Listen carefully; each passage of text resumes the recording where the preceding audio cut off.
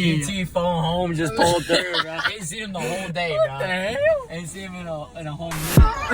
I be rolling with the squad, we be going so hard like whoa. You know what it is, and we always get it in. Yeah, so I'm definitely not supposed to be like driving this jet around. He definitely has coronavirus. Is that Ben? Oh no.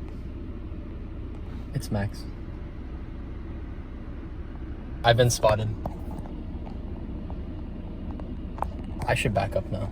Alright, so we definitely have to record what we're talking about. What the f were we talking about? We're talking about how the bubonic plague spread so fast. Oh yeah, because we're talking about coronavirus, comparing it to the bubonic plague. Yeah. And I was thinking that it would definitely spread quicker in today's society. But like we were talking about how it actually spread it pretty like quickly. quickly.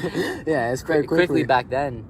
Evidently. Mongols must have traveled in 3 years over the entire globe. Yeah, because it started in 1347 and then got into England in 1348 and ended in the early 50s. It's just kind of ridiculous when you think about it. Like, how the were they spreading it so quickly?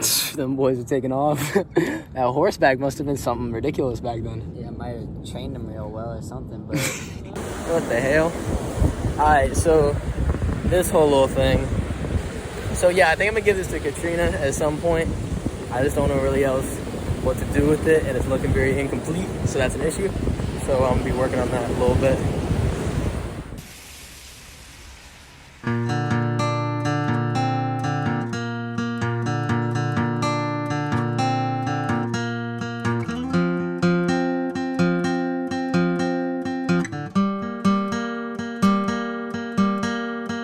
We watched the light as it set from the sun. All the ways we could run, all the ways we could run. Oh my, yeah. Can you see the light from outer space?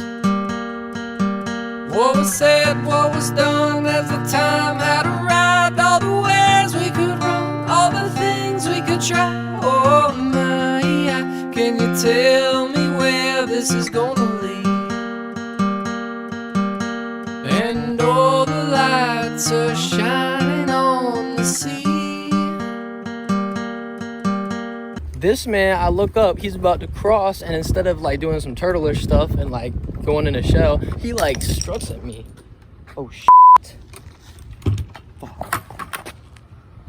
As the rolling waves crash along the beach, and our minds were meant to sail.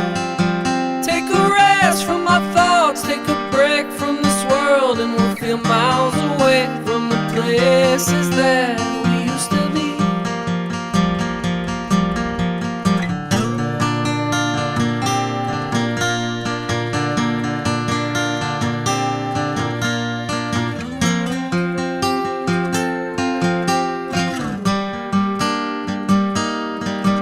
As we lay in the sand and we stare at the...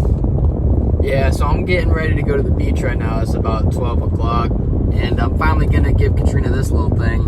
Yeah, yesterday was a pretty terrible day. I dropped this little thing, and then I was trying to drop a shrimp, and I accidentally dropped my headphone, and now it's in the river.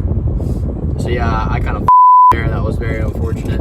But I'm gonna give her this little thing. I'm gonna go put it at the beach right now, and then I'm gonna take her to the beach because she's getting ready or some shit like that. I don't know. Sky, watch the moon dancing white as the stars light your eyes. Oh my, yeah. There's no place on earth I'd rather be. And it's like basically a weekend of quarantine, give or take. Well, it's been my first full week of school. So yeah, first week of online school. So we're back. A lot of interesting things are happening with the country, and I'd like to talk about it a little bit. We about to do is start a little podcast here, a little something during this quarantine time. Because everyone has made this such a political issue, and it's simply not. It's really just not political at all. It's a virus. It's science. If you want to solve this, it's with science and it's with money. It's an economic issue, and it is definitely a health issue.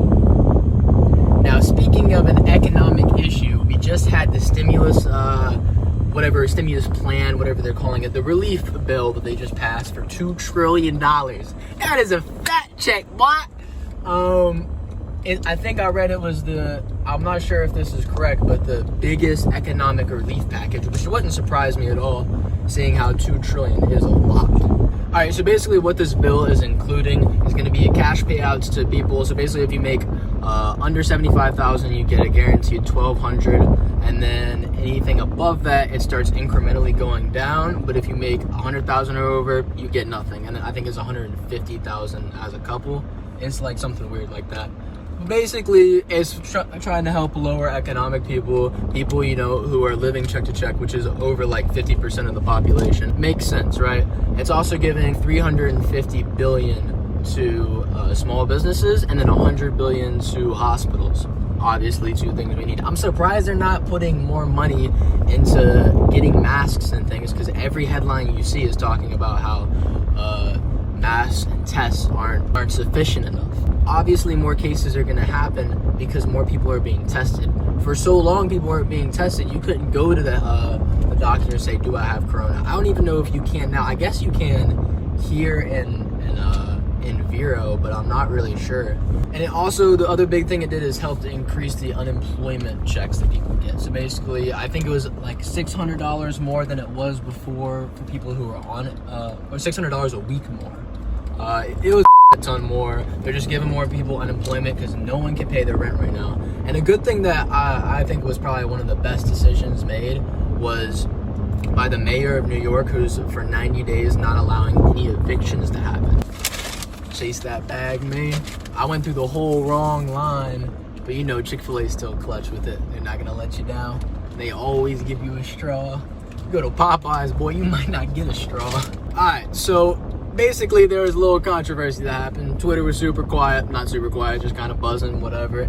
And then Trump puts out this tweet, and it's just a general thing talking about how he really wants to support local businesses, and he's like the things he's doing with loans in the bill, and which is obviously a huge component to this whole coronavirus thing. Small businesses are going to get shut down because there's no way that you can afford to do anything. Your operation costs, your employment, your payroll, all things that come into account. And then he gets on, of course, talking about how he hates dealing with the Democrats. And he basically was just expanding upon the fact that it was a good thing the bill got passed, but it didn't have all the things that he had originally wanted. But he basically said that it was 90% great work, as he called it. But then he talks about how he wants to throw Massey out of the Republican Party. And he refers to this right after he talks about how difficult it is dealing with the Dems. So I don't really know. That was just a quick transition there. I thought maybe they correlated, but I don't know. I think this man is just kind of tripping. Thomas Massey, who is a representative in Kentucky, said that they had an obligation as House of Representatives to come together and actually physically meet or have some type of vote call, which really doesn't make any sense in my opinion, because why don't you just Skype? Like in the Constitution, when they wrote that bit, they didn't have Skype, so like why not just Skype and vote on that bill? You don't need any type of, I don't even know if it was physical. And I think he was pissed off because the Senate got to vote actually in person, but then I guess because of some restrictions, they didn't want to vote with the House, so they did it some other type of way. It was like a voice call. But anyways, he was just pissed off about this. I don't really know why he's bitching about it.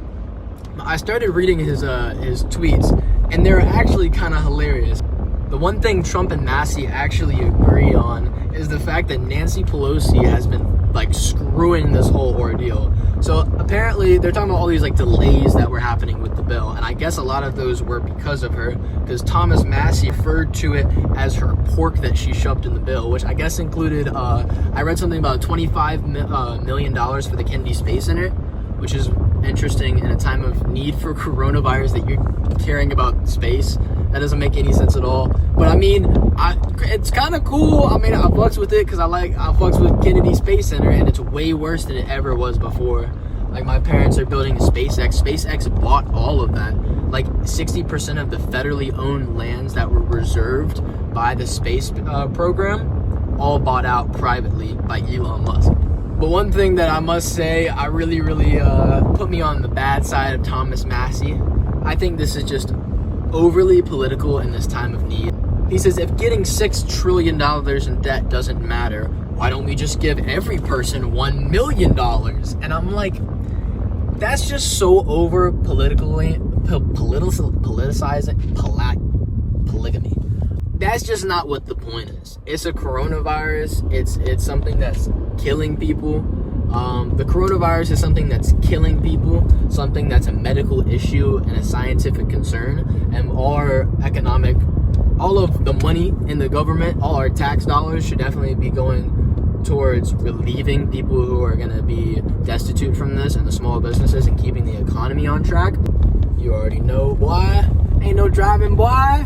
Use your knees, boy. I'm trying to eat these tendies on the road, pal. Exquisite. What you saw was definitely not footage of a quarantine Drew Sternberg. That was filmed after his quarantine today, Friday, March 27th. Alright, so that's all from me. Don't agree with anything that I say, because I'm probably wrong. Schulze out.